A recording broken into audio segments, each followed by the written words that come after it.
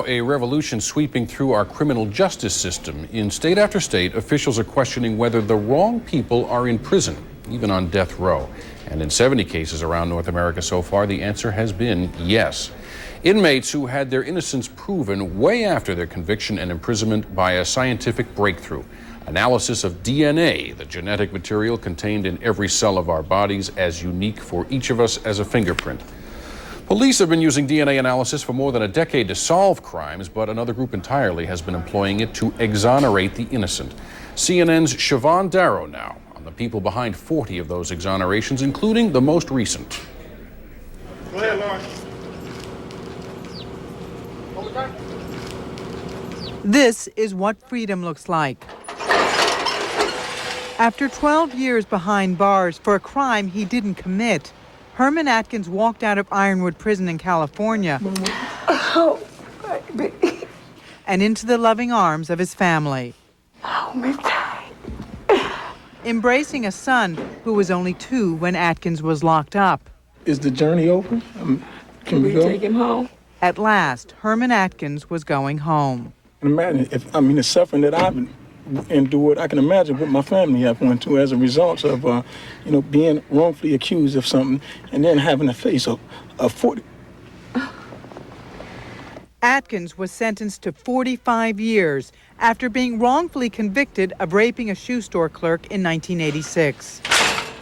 For years, Atkins fought in vain for his freedom until he heard about DNA testing. A semen stain on the victim's sweater was analyzed and shown not to match that of Atkins in a test that wasn't available when Atkins was first arrested. Without DNA testing, would you still be in prison today? Yes, no doubt. No, there's no doubt. No doubt about it. Besides time, what did losing 12 years of your life rob you of? Of many opportunities. It robbed me of a relationship with my father. A relationship with my grandma. With my grandmother, excuse me.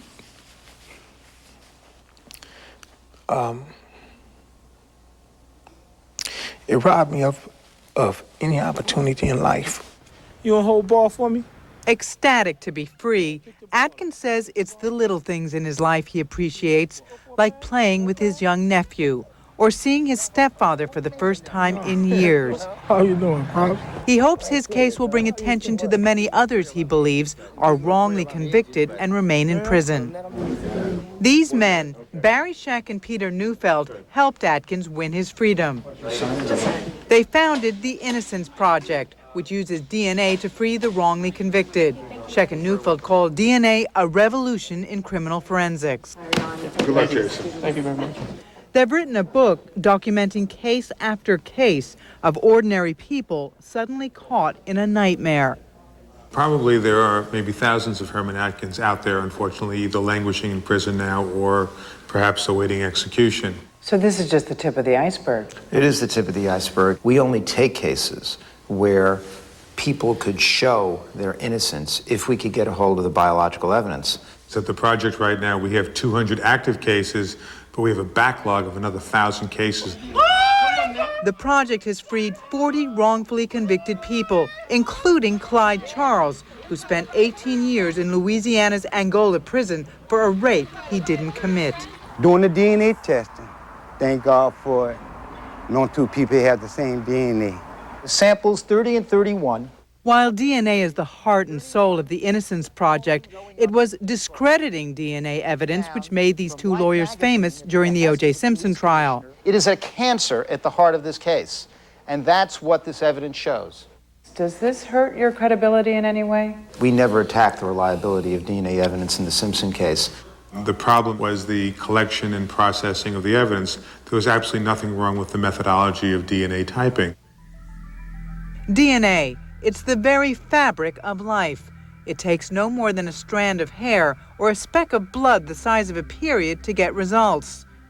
It's absolutely one of the most significant contributions of science to criminal investigations, probably that has ever occurred in the history of human endeavor.